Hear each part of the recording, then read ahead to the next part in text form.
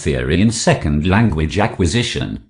Theories of second language acquisition are various theories and hypotheses in the field of second language acquisition about how people learn a second language.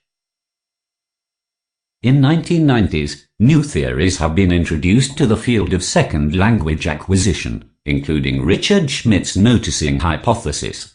Richard Schmidt is a professor emeritus of the Department of Language Studies, University of Hawaii, and is most known for developing the noticing hypothesis. Noticing hypothesis states that learners cannot learn the grammatical features of a language unless they notice them. Noticing alone does not mean that learners automatically acquire language. Rather, the hypothesis states that noticing is the essential starting point for acquisition.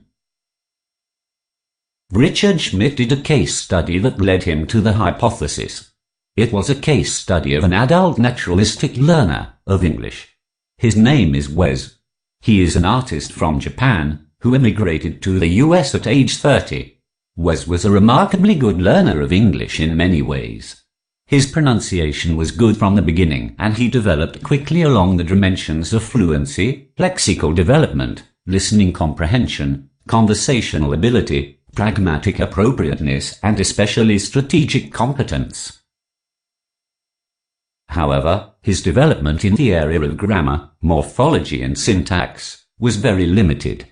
For example, after several years of exposure, he continued to say things like "yesterday I'm go beach," with no articles, no prepositions, and no tense marking, even though he surely heard people say things like "I went to the beach yesterday," but apparently without registering the forms. Most empirical studies have been supportive of the noticing hypothesis. For example, using a clever crossword puzzle task to manipulate the focus of learners' attention when exposed to instances of Spanish stem-changing verbs. Leo, 1997, 2000, found that those who exhibited a higher level of awareness or understanding learned the most.